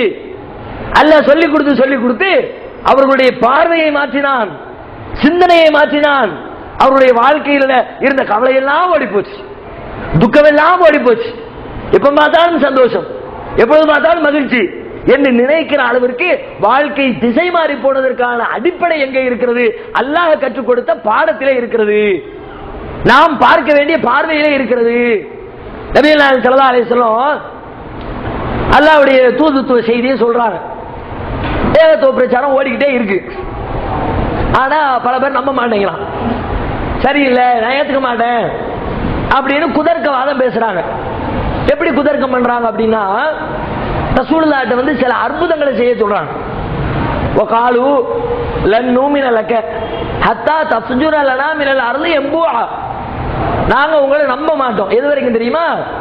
இந்த பாலைவனத்துல ஒரு பெரிய நீர் ஊற்றை பெருக்கெடுத்து ஓட வைக்க பார்க்கலாம். அல்லாஹ்வுடைய தூதர் தானே, செஞ்சு காட்டு அப்படின்னா நீ அல்லாஹ்வுடைய தூதர் நாங்க நம்புறோம். அது முடியாது, கஷ்டம் நினைக்கிறியா? அல்லது நீ என்ன பண்ணு, அவ் தக்கூன லக ஜன்னத்தும் மின் நகீலின் வ இனபின் ஃபதுஃபஜ்ஜிரல் அன்ஹார ஹிலாலஹா தஃஜீரா. அல்லது என்ன பண்ணுங்க, நல்ல பேரிச்சம்பழ தோட்டம், நல்ல திராட்சைப்பழ தோட்டம், அந்த தோட்டத்துக்கு இடையில சலசலத்து ஓடக்கூடிய ஒரு ஓடை, இது எல்லாத்தையும் உங்களுக்கு நீங்களே உருவாக்கிக்கீங்க, எங்களுக்கு தேவையில்லை. ஓட்டாண்டியா இருக்கிறீல்ல, சோத்து கஷ்டப்படுறீல்ல, நீங்க என்ன பண்ணுங்க, எங்களுக்கு எல்லாம் தர வேண்டாம்ப்பா. திடீர்னு நைட்டு பார்த்துட்டு படுத்துட்டு காலையில் எஞ்சி போய் நிற்கும் போது நல்ல சூப்பரான ஒரு தோட்டம், எங்க பார்த்தாலும் பேரிச்சம்பழம், எங்க பார்த்தாலும் திராட்சை மரம், இடையில தண்ணி ஓடுது, ஓடட்டும் பரவாயில்லப்பா, நேற்றைக்கு இல்லை இன்னைக்கு திடீர்னு வந்துருச்சு, இவர் அல்லாஹ்வுடைய தூதர் நான் நம்புறோம். அதுவும் முடியாதா? பைத்தும் மின் சுக்ருபின், அல்லது ஒரு தங்கத்தாலான வீடு ஒண்ணு கட்டிக்கிங்க, வீடு கட்டி எங்களுக்கு கொண்டு தர வேண்டாம். ஓட குடிசையில் உட்கார்ந்துட்டு நீ என்ன பண்ணுங்க, தங்கத்தில் வீடு செஞ்சு அதுல குடியேறுங்க. இவர் அல்லாஹ்வுடைய தூதர் நம்புறோம். அவர் தர்காபி சமாய் வல நூமினாலி ருக்கையிக ஹத்தா துனஸ்ஸில அலைனா கிதாபன் நக்ரவு. அல்லது அட்லீஸ்ட் என்ன பண்ணுங்க, நாங்க பார்த்துக்கிட்டே இருக்கும்போது மேலே ஏறுங்க, மேலே ஏறி அல்லாஹ்விடம் இருந்து வேதத்தை வாங்கிட்டு கீழே வந்துருங்க. நாங்க வாசிக்கிற மாதிரி வானத்திலிருந்து புக் வருதுங்கிறீல்ல, வானத்திலிருந்து அல்லாஹ்விடம் இருந்து செய்தி வருதுன்னு சொல்லல, அது எங்க இருந்து வருது எப்படி வருது எனக்கு தெரிய மாட்டேங்குது. நாங்க எல்லாம் காலி தரையில கூடி நிற்போம், நீங்க வந்து நிக்கணும், நாங்க பார்த்துக்கிட்டே நிற்போம். நீங்க வீசுற கையும் வெறுங்கையுமா மேல நிக்க ஏறணும், மேல போயிட்டு கொஞ்ச நேரத்தில் திரும்ப கீழே இறங்கணும். இறங்கும் போது கையில புக் வச்சிருக்கணும். வெறுங்கையோட போனாரு, கையில புக்கோட வந்து விட்டாரு, அப்ப வானத்திலிருந்து புக் வந்திருக்குன்னா அல்லாஹ் கொடுத்த புக்கு தான் அப்படின்னு நாங்க நம்பிக்கிறோம். அப்பமாவது உங்களை இறை தூதர் நம்புறோம். செய்ய முடியுமா? இப்படி அதை செய்ய இதை செய்ய இதை செய்யன்னு நிறைய கண்டிஷனை போடுறானோ, இல்லாட்டி நாங்க நம்ப மாட்டோம் அப்படிங்கிறாங்க. ரசூலுல்லாஹ்வுக்கு கவலை வருது. என்ன நம்ம அல்லாஹ்வுடைய தூதர் தானே, தூதர்னா என் தூதரா இருந்தாலும் மனுஷன் தானே, தூதர்னா தூதுத்துவ செய்தியை தான் கொடுக்க முடியும். அல்லாஹ் செய்யற மாதிரி வேலையை செய்யவா முடியும்? ஏற்குமாற கேட்கிறானுல அப்படின்னு நபிகள் நாயகத்துக்கு வருத்தம் தாங்க முடியாது. அப்படியே கவலை வருது. அந்த கவலையை அல்லாவே சொல்லி காட்டுறான். எந்த அளவுக்கு கவலை வருதுன்னா, பல அல்லக்க தாரிக்கும் பாலமா யூஹா இலைக்க வல்லாயிக்கும் பிஹி சதுருக்க ஐயகூலு லௌலா உன்சில அலைஹி கன்சுன் அவு ஜாமாஹு மலக்குன். நபியே, உம்மிடத்திலே வந்து அவர்கள் கேட்கிறார்கள், உமக்கு ஒரு பொக்கிஷம் அருளப்படக்கூடாதா, அல்லது உம்மிடத்திலே ஒரு வானவர் இறக்கப்படக்கூடாதா என்று அவர்கள் கேட்கிற கேள்வியை பார்த்துவிட்டு உங்களுடைய உள்ளம் நெருக்கடிக்கு ஆளாகிறது. எப்படிப்பட்ட நெருக்கடி? பல அல்லக்க தாரிக்கும் பாலமா யூஹா இலைக்க. இந்த நெருக்கடி முத்துச்சுன்னா உங்களுக்கு நாம வஹியாக அறிவிக்கிறோமே, அந்த வஹி செய்தியில கொஞ்சத்தை சொல்லாம விட்டுருவோமா? நம்ம வஹி வருது, அல்லாஹ்விடமிருந்து செய்தி வருதுன்னு சொல்றதுனால தானே இதை செய்ய அதை செய்யுங்கிறான். நான் அல்லாஹ்வுடைய தூதர்னு சொல்ல போய்த்தானே என்ன அற்புதங்களை கேட்கிறான். வேணாம், அந்த பஞ்சாயத்தை வேணா விட்டுருவோம், எதுக்கு போட்டு சொல்லிக்கிட்டு என்று நீர் நெருங்க கூடும். பல அல்லக்க தாரிக்கும் பாலமா யூஹா இலை. உங்களுக்கு வழங்கப்பட்ட வகை செய்தியை சொல்லாம விட்டுலாமா, இந்த வேலையை செய்யாம இருந்துடலாமா என்று கூட உங்களுடைய உள்ளம் நெருக்கடிக்கு ஆளாக கூடும். சொல்லிட்டு ஒரு ஆறுதலை சொல்றான். ஏன் நீங்க அவ்வளவு டென்ஷன் ஆகுறிய? அவ்வளவு கேட்டானுன்னா அதுக்கே நீங்க கவலைப்படுறிய? இன்னும் அந்த இல்லா நதி நீங்க எடுத்து சொல்ற ஆள், எச்சரிக்கை செய்யற ஆள் தானே. அதுக்கெல்லாம் அவன் அதை கேட்டான் இதை கேட்டான் வருத்தப்படாதிய. இவன் இதை கேட்டா புக்கை கொண்டு வர சொன்னா, வீட்டை கொண்டு வர சொன்னா, திராட்சை தோட்டத்தை கொண்டு வர சொன்னா, இதுக்கே நீங்க ரொம்ப வருத்தப்பட்டுட்டீங்கல்ல. ஆனா இதுக்கு முன்னாடி வாழ்ந்த மக்கள் மூசா நபியுடைய கவுமு, மூசா நபி இடத்துல என்ன கேட்டான் தெரியுமா? அதை நினைச்சு பாருங்க. என்னமோ பெருசா உங்கள்கிட்ட கேட்டுனானு ரொம்ப டென்ஷன் ஆகுறீல அப்படின்னு மூசா நபி கிட்ட கேட்டது போடுறான். ரசூலுல்லாஹ் அல்லாஹ் வந்து அவங்களுடைய உள்ளத்தை பதப்படுத்துறதுக்கு மூசா நபியே திரும்ப திரும்ப திரும்ப குர்ஆன்ல பாத்தீங்கன்னா அதிகமான இடத்துல சொல்லப்படக்கூடிய ஒரு இறை தூதருடைய வரலாறு மூசாவுடைய வரலாறு. அவங்களுடைய உள்ளத்தை பண்படுத்த தேவைப்படக்கூடிய எல்லா நேரத்திலையும் மூசா நபியை கொண்டு தான் நிப்பாட்டுறான். அல்லாஹ் சொல்றான், மூசாவுடைய கவுமு பண்ண வேலை தெரியுமா? உங்க கவுமுக்கு ரொம்ப டென்ஷன் ஆயிட்டிய. சொல்றேன் கேட்டுக்கீங்க. எஸ் அலுக்கு அஹ்லுல் கிதாபி அன் துனஸில அலைஹிம் கிதாபம் மினஸ் ஸமா. வேலைக்காரர்கள் கேட்கிறார்கள், வானத்திலிருந்து நீர் ஒரு புத்தகத்தை கொண்டு வர வேண்டும் என்று கேட்கிறார்கள். உங்களுக்கு கவலை ஆயிடுச்சு. பக்கத்து சாலு மூசா அக்பர மின் ஸாலிக. ஆனால் மூசாவிடத்துல இதை விட கொடுமையாக கேட்ட, பெரிதாக கேட்டார்கள். என்ன கேட்டாங்க? ஃபகாலு அரினல்லாஹ ஜஹரா, நீ அல்லாஹ்வையே கொண்டு வான்னு கேட்டான். உங்கள்ட்ட புக்க தானே கேட்டான், தோட்டத்தை தானே கேட்டான், தங்கத்துல வீடு தானே கேட்டான், கூட ஒரு மாணவர் தானே கேட்டான், மேல இருந்து கிதாபை இருக்கு அதுதானே கேட்டான்.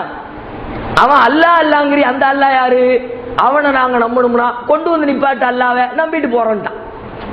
இன்னைக்கு இந்த டீகாரன் சொல்றாம்ல, அல்லாஹ் யாரு, கடவுள் எங்க இருக்கிறாரு, கொண்டு வந்து காட்டு. நீ பாத்தியா? அவங்க அப்பம் பார்த்தானா, அவன் பாட்டம் பார்த்தானா, அவன் வாத்தியார் பார்த்தாரா? பெரிய என்னமோ அறிவாளி கேட்கிற மாதிரி. ஏன்னா இது பார்த்து நம்புற வேலையா? கண்ணுக்கு கண்ணா பார்த்துதான் உன்னை நம்புவேன்னா அப்ப உனக்கு எதுக்கு மூளை?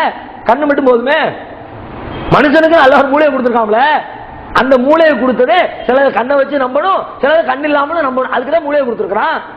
கண்ணை வச்சுதான் நம்புவேன் அப்படின்னா மூக்கு எதுக்கு? மூக்கை வச்சு சில நம்புறல, வாயை வச்சு சில நம்புறல. ஒரு பொருளை திங்கிற, தின்னுபிட்டு இது இனிக்குது நம்புற. எப்படி நம்புற? கண்ணால பார்த்து நம்பினியா, நாக்கு சொல்லி நம்பினியா? ஒண்ணுக்கு ஒரு வேலை இருக்குல்ல. கண்ணால பார்த்துதான் நம்புறோம். இன்னைக்கு இந்த கும்பிட்டு சொல்லுதுல, அது மாதிரி அந்த கும்பிட்ட சொல்லிட்டு நாங்க அல்லாஹ்வை நம்பணும்னா அல்லாஹ்வை நேர்ல கொண்டு வந்து காட்டு நாங்க நம்புறோம். அப்ப ரசூலுல்லாஹ்க்கு முடிஞ்சு. அப்படி கேட்டிருக்காங்களா?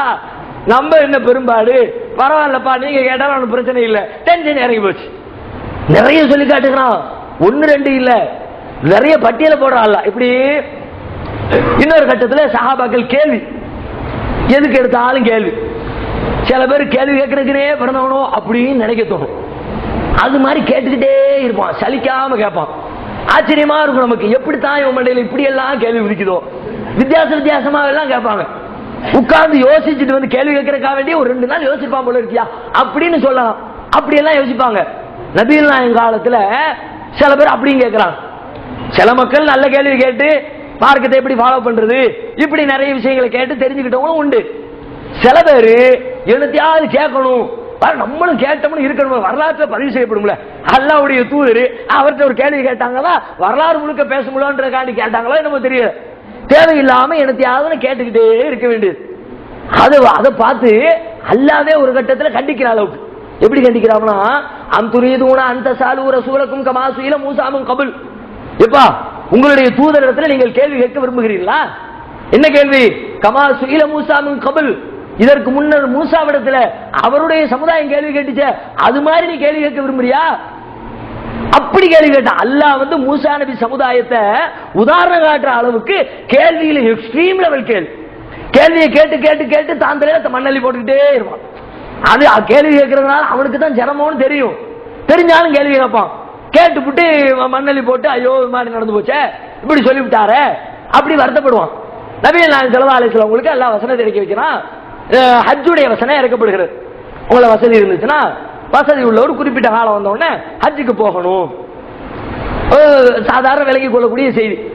வமன் ஹஜ்ஜல் பைத்த மனிஸ்தத்தா இலைஹி சபீலா, போயிட்டு வர்றதுக்கு யாருக்கு வசதி இருக்குதோ ஹஜ் செய்யட்டும், முடிஞ்சு போச்சு. ஒரு சஹாபிக்கு டவுட். என்ன டவுட்?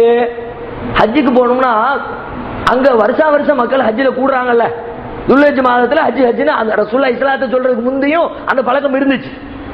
அவருக்கு டவுட் வந்துருச்சு, ஹஜ்ஜுன்னு மொட்டையா சொல்லிவிட்டாங்களே, வருஷா வருஷம் செய்யணுமான்றது விளக்கலையே அப்படின்ட்டு அவளுக்கு குள்ளி ஆமிங்க யாரோ சொல்லலாம், அல்லாஹ்வுடைய தூதரே ஒவ்வொரு வருஷமுமா ஹஜ் செய்யணும் அப்படிங்கிறார். ரசூலுல்லாஹ்க்கு இந்த கேள்வி பிடிக்கல. ஏன் அப்படின்னா, சட்டம் போடக்கூடிய இடத்துல யாரு இருந்தாலும் அவங்க சொல்ற சட்டத்துல எக்ஸ்ட்ரா கேள்வி கேட்கக்கூடாது. கேட்டா நமக்கு தான் சிக்கல். ஏன்? கேட்ட உடனே அவர் ஆமான்னார் வச்சுக்குவோம், அது ஒரு சட்டமாகும். அவர் இல்லைன்னார் வச்சுக்கோ, அது ஒரு சட்டம். ஏன்னா சட்டம் போடுற இடத்துல இருக்கிற ஆளு சொல்லிக்கிட்டே இருப்பார்ல, அவர் சொல்ல சொல்ல நம்ம செஞ்சுக்கிட்டே இருக்கணும். இப்ப ரசூலுல்லாஹ் இடத்துல ஒரு கேள்வியை கேட்டு அவங்க ஆமான்னா செய்யணும். ரசூலுல்லாஹ்க்கு இந்த கேள்வி பிடிக்கல. அவளுக்குள்ளே ஆமீங்க யார சூழலாம், ஒவ்வொரு வருஷமா ஹஜ் செய்யணும்னு கேள்விக்கு பதில் சொல்லாம புறக்கணிக்கிறாங்க. சரி பிடிக்கல போல இருக்குன்னு விட்டுட்டு போக வேண்டியதானே. இவர் விழாக்கண்ணு, அதெல்லாம் விட மாட்டான். கேள்விக்கு பதில் தெரியாம நம்ம எப்படி இடத்த விட்டு நவுடுறது, அந்த பக்கம் வீடு. அவளுக்குள்ளே ஆமீங்க யார சூழலாம். ரெண்டாவது தடவை ரசூலுல்லாஹ் அதை அலட்சியப்படுத்துறாங்க. வேணாம், அந்த கேள்விக்கு ஆன்சர் பண்ண வேண்டாம். இவர் விடுற மாதிரி தெரியல, எனக்கு பதில் தெரிஞ்சு ஆன்சர் தெரியாம என் மண்டை குழம்பிருமே. அவளுக்குள்ளே ஆமின்னா ரசூலுல்லாஹ் டென்ஷன் ஆயிட்டாங்க. ஏன் ஒவ்வொரு வருஷமும் ஹஜ்ஜுக்கு போகணும்னா எங்களுக்கு சொல்ல தெரியாதோ? ஒவ்வொரு வருஷம் ஹஜ்ஜுக்கு போனா ஒரு தடவை போயிட்டு சும்மா ஒவ்வொரு வருஷமா நான் ஆமான்னு உன்னால முடியுமா? கொஞ்சம் கற்பனை பண்ணுங்க. அன்னைக்கு அவர் கேட்ட கேள்விக்கு ரசூலுல்லாஹ் ஆமான்னு சொன்னா செய்யணும். இன்னைக்கு நம்மளால செய்ய முடியுமா? ஆயுள்ள ஒரு தடவை ஹஜ்ஜுக்கு போயிட்டு வாயான்னு சொன்னா 1008 கால்குலேஷன் பண்றோம். ஏப்பா 1.25 லட்சம் ரூபாய் ஆகுது. இந்த 1.25 லட்சத்தை பக்கத்துல இருக்கிற இந்த 2 சென்ட் இடத்தை வாங்கி போட்டோம்னா 4 வருஷத்துல அது 4.5 லட்சமா மல்டிப்ளை ஆகி நிற்கும். அப்ப நம்ம புள்ள 10th முடிச்சு விட்டு அவன் இன்ஜினியரிங் காலேஜ்ல சேர்றதுக்கு வந்து நிற்பான். நப்பம் காசு தேவைப்படும் போது அதை வச்சு புள்ள இன்ஜினியர் ஆக்கலாம். அவன் படிச்சுட்டு வந்து இத்தனை சம்பளத்தை தருவான். அதை வச்சு தோட்டத்தை வாங்கலாம், வீட்டை வாங்கலாம், கடையை வாங்கலாம். ஆயுள்ள ஒரு தடவை 1.25 லட்சம் ரூபாய் செலவு பண்ணி ஹஜ்ஜுக்கு போயிட்டு வாயான்னு சொன்னதுக்கு இவ்வளவு கணக்கு பார்த்து வேணாம் பிறகு போய்க்கலாம். நெருங்கி வந்துருங்க, மக்கள் நிக்கிறாங்க, முடிஞ்ச வரைக்கும் நெருங்கி வந்துருங்க. ஏன்னா ஒரு தடவை போயிட்டு வாயானதுக்கு இவ்வளவு கணக்கு போடுறோம, ரசூலுல்லாஹ் அன்னைக்கு ஆமான்னு சொல்லிக்கிறதா இன்னைக்கு என்ன ஆகுறது கதை? ஒருத்தரும் ஹஜ்ஜுக்கு போக மாட்டான். யார்கிட்ட போய் கேட்டாலும் சொல்லுவான், அதெல்லாம் பெரிய பெரிய கோடீஸ்வரர்கள் போக வேண்டியதுப்பா அப்படின்னு உட்கார்ந்துருப்பான். இவன் பெரிய கோடீஸ்வரனா இருந்தாலும் வருஷா வருஷம் 1.25 லட்சத்தை போட முடியுமா? வருஷா வருஷம் அதுக்காண்டி அவ்வளவு கொண்டு காசை கொண்டு போட்டு யாரு சிரமப்படுறது என்று சொல்லி அதை இல்லாம ஆக்கிடுவாங்க. அதனால ரசூல் ஸல்லல்லாஹு அலைஹி வஸல்லம் கோபப்பட்டு என்ன சொல்றாங்க, நாங்க என்னத்தை சொன்னமோ அதை எடுத்துக்கோங்க, எதை சொல்லல அது உங்களுக்கான விருப்பம் அனுமதி நினைச்சுக்குங்க. செய்யணுமான்னு கேட்டு நான் ஆமான்னு சொல்லி ஒன்னால செய்ய முடியாம போயிட்டா என்ன பண்றது? ஆக இந்த மாதிரி கேள்வி கேட்காத அப்படின்னு நபிகள் நாயகம் ஸல்லல்லாஹு அலைஹி வஸல்லம் அங்க பதில் சொல்றாங்க. இது மாதிரி ரசூல் ஸல்லல்லாஹு அலைஹி வஸல்லம் அவங்க இடத்துல கேள்விகள், தேவையற்ற கேள்விகள் ஆரம்பிச்ச உடனே அப்ப அல்லாஹ் மூசா நபியுடைய வரலாறு கொண்டு காட்டணும். இந்த மக்கள் கேட்ட கேள்விக்கே நீங்க ரொம்ப வருத்தப்படுறீங்க, அவன் கேள்வி கேட்டு அவங்க சிரமப்படுவாங்கன்னு நீங்க நினைக்கிறீங்க. ஆனா மூசா நபி சமுதாயம் கேள்வி கேட்டு அவன் பட்ட சிரமம் என்ன தெரியுமா? ஒரு வரலாற்றை சொல்லி காட்டுறான். நாம எல்லாம் கேள்விப்பட்ட வரலாறு. மூசா நபியுடைய காலத்துல ஒரு ஆளை யாரோ ஒருத்தன் கொண்டு போடுறான். கொலை பண்ணவன் யாருன்னு தெரியல, யாருன்னு கண்டுபிடிக்கணும். அப்ப மக்கள் கேட்கறாங்க, இது கால மூசா இல்ல கௌமி நீங்க அல்லாஹ் இடத்துல துவா செஞ்சு கொலை செஞ்சவன் யாருங்கிறத எங்களுக்கு சொல்லணும். அப்ப அல்லாஹ் இடத்துல மூசா நபி துவா செய்யறாங்க. அப்ப அல்லாஹ் சொன்னா, ஒரு மாட்டை பிடிச்சி அறு, அதுல இருந்து ஒரு துண்டை எடு, அந்த துண்டை எடுத்து கொலை செய்யப்பட்ட மேல அடி, போதும் உண்மை தெரிஞ்சு போயிடும் அப்படின்னா. இன்னல்லாஹ் யஅமுருக்கும் அன் தذبحوا பக்கரா, ஒரு மாட்டை அறுத்து அதுல உள்ள ஒரு ஒன்ன தூக்கி அடிக்குமாறு அல்லாஹ் கட்டளையிட்டு இருக்கிறான் அப்படின்னு மூசா நபி சொன்னாங்க. இது ஒரு பெரிய கஷ்டமான வேலையா, பெரிய சிரமமான வேலையா? மாடு தான் திங்கிறதுக்கு டெய்லி எத்தனை மாடு அறுக்கிறோம். அன்னையில இருந்து இன்னைக்கு வரைக்கும் மாடு சாப்பிட பழக்கம் தான் இருக்குதுல. பக்கத்துல இருக்க மாடை பிடிச்சி அறுத்துருக்கலாம். அவன் தான் கேள்வி கேட்கிறவனாச்சே. அவன் அடுத்த கேள்வி போட்டான், அல்லாஹ் மாடுன்னு சொன்னான், ஆனா என்ன மாடு அதனுடைய ஏஜ் சொல்லலையே. கால் உதுனா ரொம்பக்க பையில்லனா மாகிய, அது என்ன மாடுங்கிற விவரம் சொல்லலையே. திரும்ப அல்லாஹ் இடத்துல மூசா துவா செய்ய அல்லாஹ் சொன்னா, இன்னஹா பக்கரத்துன் லா ஃபாரிதுன் வலா பிக்ர், அது ரொம்ப முதிய பருவத்து மாடும் இல்லை, ரொம்ப சின்ன வயசு மாடும் இல்லை, ரெண்டுக்கு இடைப்பட்ட ஒரு நடுத்தரமான வயசு மாடுப்பா அப்படின்னா. இப்ப மாடு அறுக்கலாம்ல, ஒரு நடுத்தர வயசுல இருக்க மாட்டை பிடிச்சி அறுத்துனா பிரச்சனை ஓஞ்சிருக்கும். இவன் நான் விட மாட்டானே. அடுத்த கேள்வி, அல்லாஹ் வயச சொல்லிட்டான், ஆனா கலரை சொல்லலையே. கால் உதுனா ரொம்பக்க பையில்லனா மா லௌனுஹா, அதனுடைய நிறம் என்ன என்று உமது இறைவனிடத்திலே கேளும். திரும்ப மூசா நபி கேட்டு ஆன்சர் சொல்றாங்க, பக்கரத்துன் சஃப்ரா ஃபாகிஉல் லௌனுஹா தசுர்ரு நாதிரின், தூய்மையான மஞ்சள் நிறம், பார்க்கிறவர்களை ஈர்க்கிற மாதிரியான மஞ்சள். மஞ்சள்னா சும்மா மஞ்சள்ல பல வெரைட்டிஸ் இருக்குல்ல. சில மஞ்சள் இருக்கும் மாரியாத்த மஞ்சள் மாதிரி, பார்த்தாலே அடிக்க வர்ற மாதிரி இருக்கும். சில மஞ்சள் இருக்கும் பார்த்தா ஹை லுக்கா இருக்கும், பார்த்தாலே விரும்புற மாதிரி இருக்கும். அப்ப அல்லாஹ் சொல்றான், ஃபாகிஉல் லௌனுஹா தசுர்ரு நாதிரின், பார்க்கிறவர்களை மகிழ்ச்சி அடைய செய்கிற விதமாக அப்படி ஒரு சூப்பரான மஞ்சள் கலர் மாடுப்பா அப்படின்னா. நல்ல அழகான மஞ்சள் கலர் மாட்டை பிடிச்சி அறுக்க நினைத்திருந்தால் ஈஸியா அறுத்திருக்க முடியும். அப்பவும் பிரச்சனையை விடலாம். எங்களுக்கு இன்னும் டீடைல் பத்தாது, அல்லாஹ் இடத்துல விவரத்தை கேட்டு சொல்லு. அல்லாஹ் பார்த்தோம் இவங்களுக்கு ஒண்ணு ஒண்ணா சொல்லிக்கிட்டு இருந்தா கதைக்காவாது. திரும்ப கேளு திரும்ப கேளு திரும்ப கேளுமா, லிஸ்ட் அடிக்கிறோம் அப்படின்னு. பக்கரத்துன் லா தலூலுன் துசீருல் அர்ல வலா தஸ்கில் ஹர்ஸ முஸல்லமத்துன் லா ஷியத ஃபீஹா காலுல் ஆன ஜித பில் ஹக். அல்லாஹ் ஒரு பெரிய லிஸ்ட் போட்டுனான். அந்த மாடு ஏர் உழுதிருக்காது, அந்த மாடு தண்ணீர் இறைத்திருக்காது, அந்த மாட்டுடைய உடம்பில் எந்த மாசு மருவும் இருக்காது. அப்படிப்பட்ட ஒரு மாடு தான் நீ அறுக்க வேண்டிய மாடு. எல்லா விவரத்தையும் சொன்ன உடனே இப்ப சொல்றான், காலுல் ஆன ஜித பில் ஹக், இப்பதான் தெளிவான செய்தியை கொண்டு வந்திருக்கிறீங்க, இந்தா பாரு அறுக்கிறோம் அப்படின்னு மாட்டை தேடி போறோம். எங்க போய் மாட்டை பிடிக்க? மஞ்ச கலரா இருக்கணும். மஞ்ச மாட்டை பிடிச்சா கிளடு தட்டி போயிருக்கு. கிளடு தட்ட கூடாதுரா, கண்ணங்கரையன் இருக்கு. கண்ணங்கரையன் இருக்க கூடாதுரா, ஏர் உழுது இருக்குது. ஏர் உள்ள கூடாதுரா, தண்ணி இறைச்சிருக்குது. தண்ணி இறைக்க கூடாதுரா, ஏதாவது உடம்புல மாசு. இதை பார்த்தா அது இடிக்குது, அதை பார்த்தா இது இடிக்குது. இந்த சிக்கலுக்கு யார் காரணம்? கடைசியில் எங்கிட்ட கஷ்டப்பட்டு அறுத்து விட்டாங்கன்னு வைங்க. இவ்வளவு பெரிய சிரமத்திற்கு அல்லாஹ் காரணமா, அல்லாஹ்வுடைய தூதர் காரணமா, இவர்களுடைய தேவையற்ற கேடுகட்ட கேள்விகள் காரணமா? இவருடைய முட்டாள்தனமான கேள்விதான காரணம். இந்த கேள்வி மாதிரி ரசூல் ஸல்லல்லாஹு அலைஹி வஸல்லம் கேள்வி கேட்கும்போது அல்லாஹ் இந்த வரலாறு தூக்கி போடுறான். பாத்துக்கிட்டியா, ரசூலுல்லாஹ்க்கு ஆஃப் ஆயிடுச்சு. இப்படி எல்லாம் மூசா நபியை வந்து நொம்பளமாக்கிருக்காங்களா? நம்மள அந்த அளவுக்கு இந்த மக்கள் பாடுபடுத்தலையே. இந்த கேள்விகளை பொறுத்து கேள்விகளே மனுஷன் டென்ஷன் ஆகும். சில கேள்விகள் சந்தோஷமா இருக்கும், நல்ல கேள்வி கேட்டிருக்கிறாரு, தெளிவரைகள் கேட்டிருக்கிறாரு. சில கேள்வி வரட்டு கேள்வியை பார்த்தாலே ஏன்டா இவன் கேள்வி கேட்டான். கேள்வி என்பது சமூகத்திற்கு ஆரோக்கியமான ஒன்று, வரவேற்கப்பட வேண்டிய ஒன்று. இஸ்லாமும் கேள்வி வரவேற்கிறது. ஆனால் அவசியமற்ற கேள்வி, பயனற்ற கேள்வி, வரட்டுத்தனமான கேள்வி. ஒரு ஆசிரியர் பாடம் நடத்திக்கிட்டு இருக்கிறார். பாடம் நடத்தும் போது அதற்கு என்ன பண்றாரு, மாணவர்களை எப்போதுமே நல்ல மோட்டிவேட் பண்ணுவார். நல்லா இருக்கணும், நல்ல கேள்வி கேட்கணும், நல்லா படிக்கணும், நல்லா சிந்திக்கணும் அப்படின்ற மாதிரியான ஒரு ஆசை உள்ள ஒரு நல்ல ஆசிரியர், நல்ல உஸ்தாத். அவர் ஒரு நாள் பாடம் நடத்துறார். பாடத்தை முடிஞ்ச உடனே சில பேர் கேள்வி கேட்கிறாங்க. ஒரே ஒரு பையன் மட்டும் கேள்வியே கேட்க மாட்டேங்கிறான். அவருக்கு ரொம்ப வருத்தம். தம்பி எல்லாரும் கேள்வி கேட்கிறாங்க, நீ மட்டும் கேள்வியை கேட்க மாட்டேங்கிற. கேள்வி கேட்டாதான்ப்பா, கேட்கதான்ப்பா நாலேஜ் வளரும், அதனால நீயும் கேட்கணும் அப்படின்னு அட்வைஸ் பண்றாரு.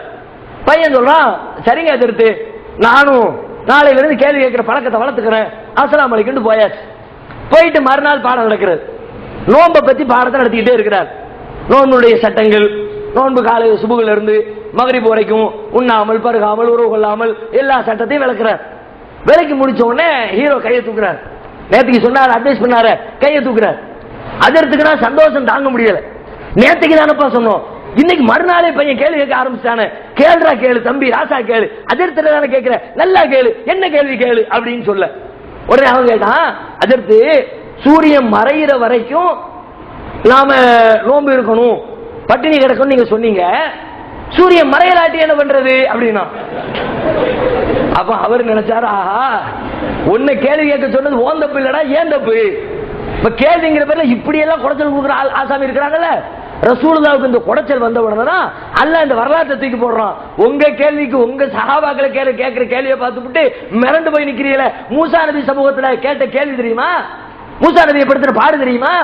எந்த அளவுக்கு மூசா அலைஹிஸ்ஸலாத்தை பாடுபடுத்தியவர்கள் அவர்களுடைய தோழர்களே பாடுபடுத்தினாங்க. அதான் பிரச்சனை. கஷ்டப்படுத்தினாங்களே, ரசூலுல்லாஹ்வை கஷ்டப்படுத்தின ரசூலுல்லாஹ்வுடைய எதிரிகள் கஷ்டப்படுத்தினாங்க, காபிர்கள் கஷ்டப்படுத்தினாங்க. ஆனா மூசா நபியை கஷ்டப்படுத்தினது யாரு? மூசா நபியை ஏத்துக்கிட்டவங்க கூட இருந்தானே, அவன் பண்ணின அட்டூழியத்தினாலேயே மூசா நபிக்கு டென்ஷன் கூடு. எந்த அளவுக்கு இதெல்லாம் அல்ல ஒவ்வொரு கட்டத்திலையும் நபிகள் நாயகத்துக்கு சொல்லி காட்டுறான். இதை நினைச்சு பாரு, உன் கஷ்டம் உனக்கு கஷ்டமா தெரியாது. பத்ர் போர்க்களம், பத்ர் போர்க்களத்திற்காக வேண்டி சஹாபாக்கள் ஒரு இடத்துல நிக்கிறாங்க. அந்த பத்ர் போர்க்களம் எப்படி நடக்குதுன்னா, ஒரு வியாபார கூட்டம் ஒண்ணு சிரியாவில இருந்து வியாபாரம் முடிச்சுட்டு மதீனாவை கிராஸ் பண்ணி மக்காவுக்கு போறாங்க. அந்த கூட்டத்தை அட்டாக் பண்றதுக்கு தான் ரசூலுல்லாஹ் ஒரு படை எடுத்து போறாங்க. கடைசியில பார்த்தா அந்த கூட்டத்தை அட்டாக் பண்ற மாதிரி இல்லாம வேற ஒரு படை வந்துருது. பதில சண்டை போட வேண்டிய ஒரு சூழ்நிலை வந்துருது. இந்த கட்டத்துல இந்த பக்கம் வியாபார கூட்டம் போகுது, இந்த பக்கம் படை வீரர்கள் படையெடுத்து நிக்கிறாங்க. ரெண்டில் எதை தாக்குவது அப்படிங்கிற ஒரு கேள்வி. ரசூலுல்லாஹ் சஹாபாக்களை கூட்டி வச்சு ஆலோசனை நடத்துறாங்க. என்ன செய்யறது? இந்த பக்கம் போனா பெரிய கஷ்டம் கிடையாது. ஏன், வியாபார கூட்டத்தை முடிச்சுட்டு வரவங்களை பொறுத்த வரைக்கும் அவன் சாதாரணமா ஆயுதங்கள் ஒண்ணும் இருக்காது, நல்ல பணங்கள் பொருளாதாரங்கள் எல்லாம் வச்சிருப்பான். அடிச்சு பிடிக்கிட்டு வந்தோம்னா நல்ல வருமானமும் உண்டு, ஜெயிக்கிறது கஷ்டமும் இல்லை. அதனால அதை பார்ப்போமா. இந்த பக்கம் திரும்பினா படை வீரர்கள் நல்ல ஆயுதம் தாங்கியவர்கள், சண்டை போட்டு சிரமப்பட்டு பல உயிர்களை இழக்க வேண்டியது இருக்கும். எதை தாக்குறது அப்படின்னு சஹாபாக்கள் ஆலோசனை பண்றாங்க. ஆலோசனை பண்ணும் பொழுது ஒரு சஹாபி ரசூலுல்லாஹ் ரொம்ப தயக்கத்தோடு என்ன செய்யறதுன்னு கேட்கும்போது ஒரு சஹாபி எந்திரிச்சு பேசுறாரு. ரொம்ப உருக்கமான வார்த்தைகள் சொல்லுகிறார். அல்லாஹ்வுடைய தூதரே, நீங்கள் எங்களை பற்றி என்ன நினைத்துக் கொண்டீர்கள்? எங்களை பத்தி உங்க மனசுல என்ன நினைக்கிறீங்க? மூசாவுக்கு வழங்கப்பட்ட தோழர்களை போன்று இந்த முஹம்மதுடைய தோழர்களை கருதி கொண்டீர்களா? மூசாவுடைய தோழர்கள் செய்த வேலை என்ன? மூசா அலைஹிஸ்ஸலாம் ஃபிரௌனுடைய கொடுமையிலிருந்து பனூ இஸ்ரவேலர்களை காப்பாற்றிக் கொண்டு அல்லாஹ்வுடைய அற்புத நிகழ்வால் கடல் பிளந்து மறுகரைக்கு வந்து சேர்றாங்க. அல்லாஹ்வுடைய அற்புதத்தை கண்ணுக்கு கண்ணாக அப்பதான் பார்த்து முடிச்சிருக்கிறாங்க. அப்ப அல்லாஹ் சொல்றான், இந்த பக்கத்துல ஒரு ஊர் இருக்குது, அந்த ஊர்ல ஒரு பெரிய கொடுங்கோல் ஆட்சியாளர் இருக்கிறான்.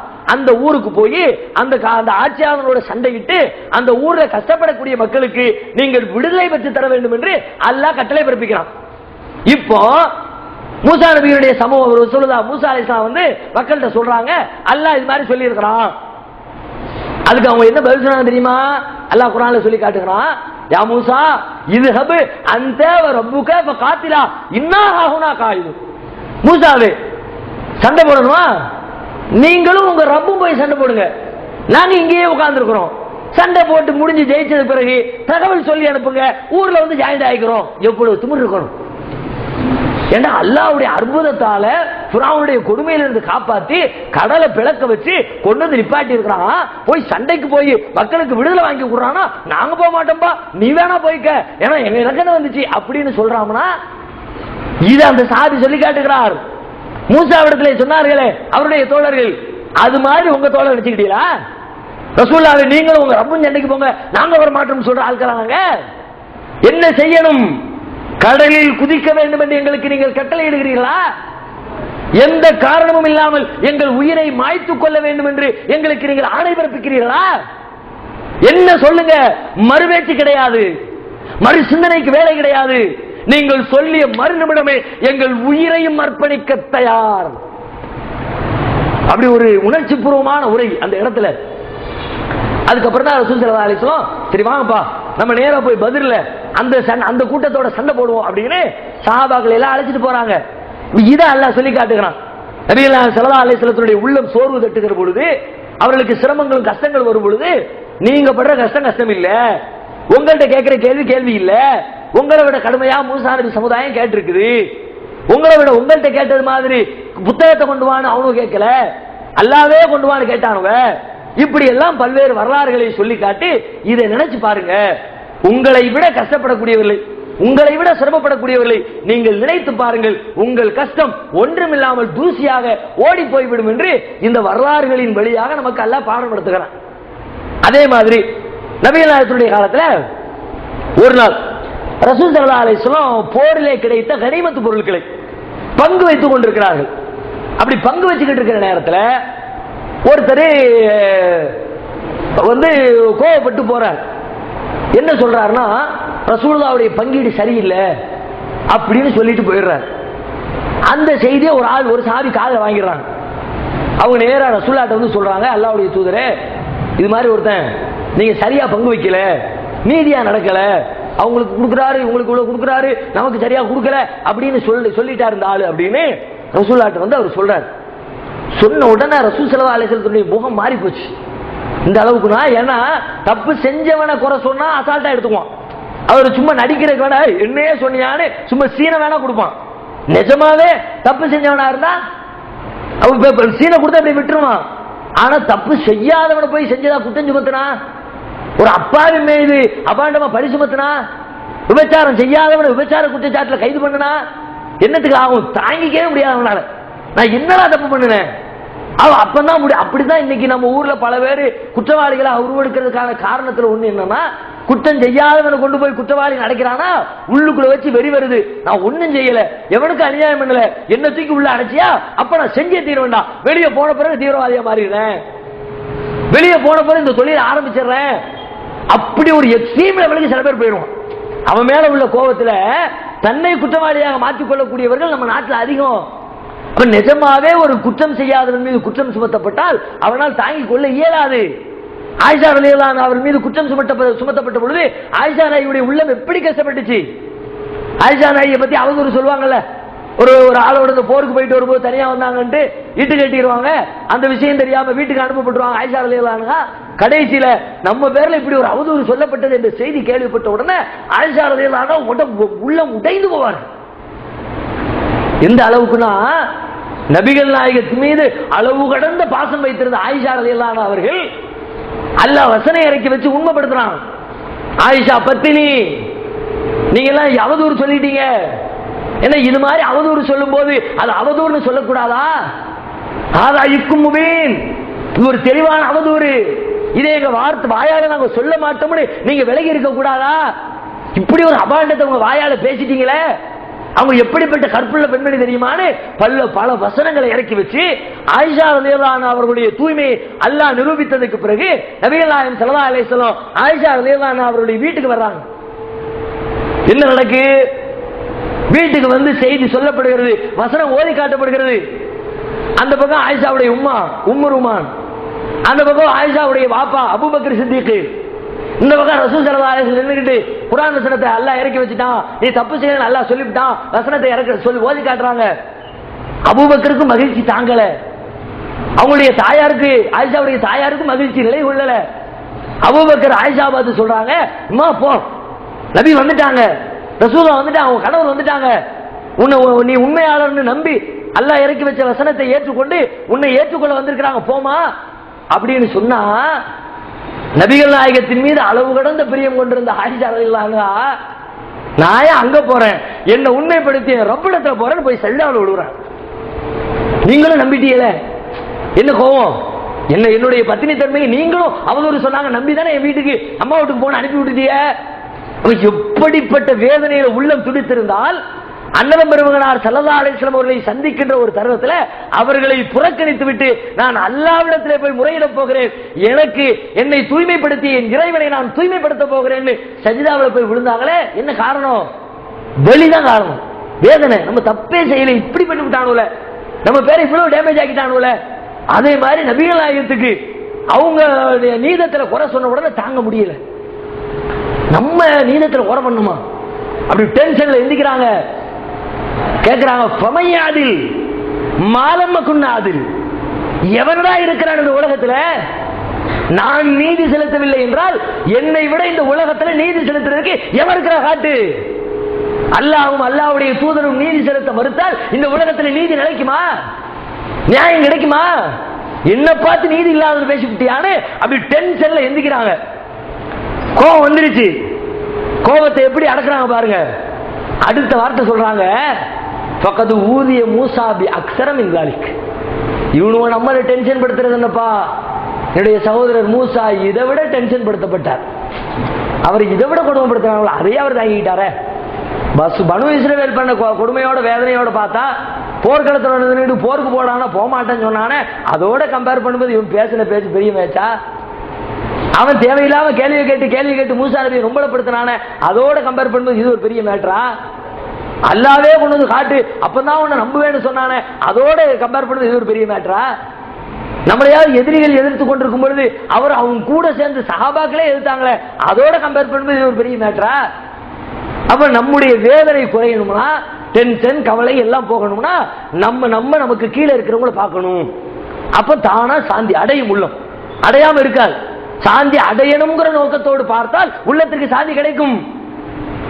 அதை விட்டு மேல பாத்திய, உங்களுக்கு மேல இருக்கிறவங்க சைக்கிள் வச்சிருக்கிறிய, டூ வீலர் காரனை பார்த்தா, டூ வீலர் வச்சிருக்கிறவர் கார் வச்சிருக்கிறவனை பார்த்தா, ஒண்ணுமே இல்லாத ஆடை ஒரு 2 ட்ரெஸ் வச்சிருக்கிறவர் 4 ஆடைகளை வச்சிருக்கிறவரை பார்த்தா என்ன வரும்?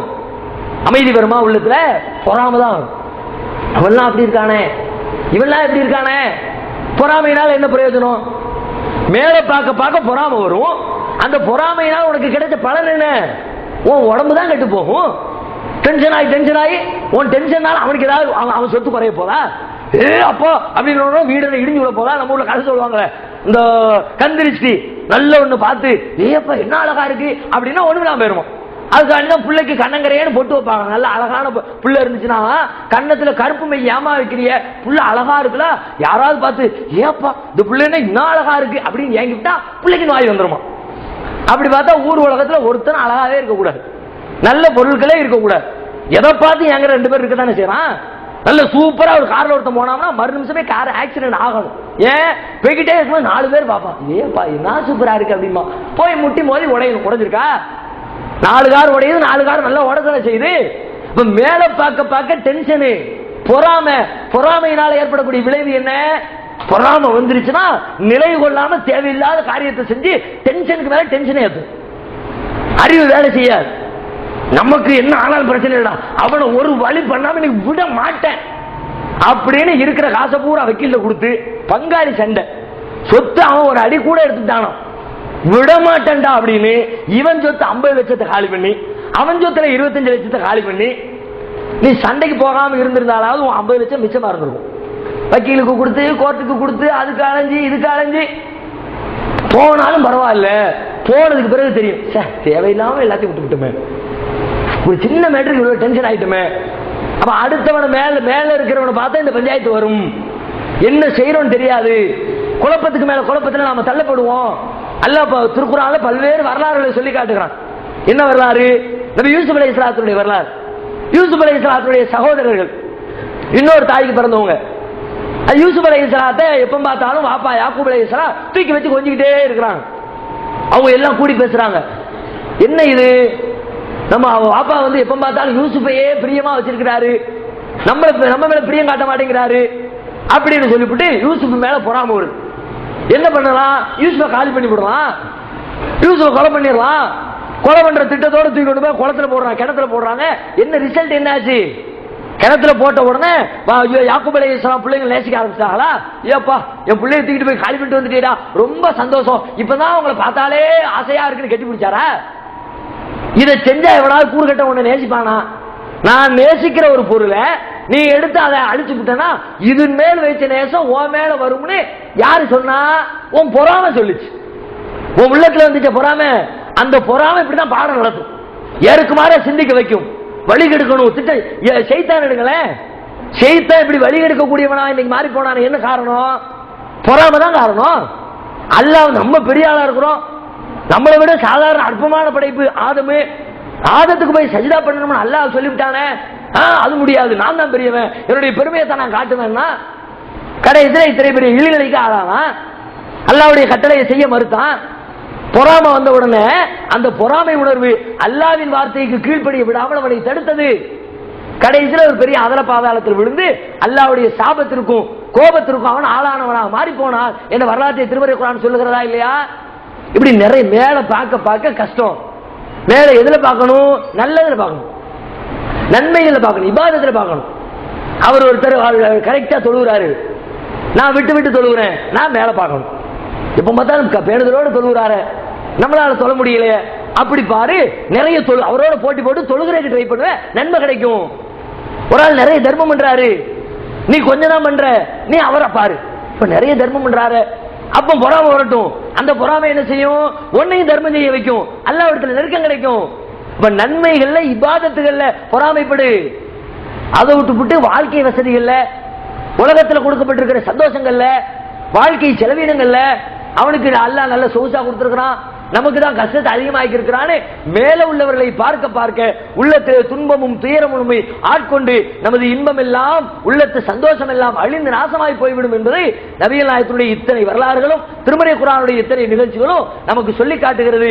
உன்துரு இலா மன் ஹுவ அஸ்ஃபல மின்கும், உங்களுக்கு கஷ்டங்கள் சிரமங்கள் வருகிற பொழுது அதை விட சிரமப்படுகிறவர்களை நீங்கள் கவனித்து பாருங்கள். அப்படி யாரும் இல்லாம உலகத்தில் இருக்க மாட்டாங்க என்று நம்முடைய மன வலிக்கு, வேதனைக்கு மற்றொரு வழியினை திருமறை குர்ஆன் நமக்கு காட்டி தருகிறது. இன்னும் சில வழிமுறைகள் நடைமுறைகளை பயன்படுத்தி பிராக்டிக்கலாக செய்து பார்த்து நம்முடைய உள்ளத்தை பண்படுத்துவதற்காக வேண்டி இன்றைய நவீன உளவியலாளர்கள் கண்டுபிடித்திருக்கிற மேலும் சில தத்துவார்த்த ரீதியான மருந்துகளை, கவலை போக்கும் மருந்துகளை இன்ஷா அல்லாஹ் தொடர்ந்து வரக்கூடிய நாட்களில் நாம் பார்ப்போம்.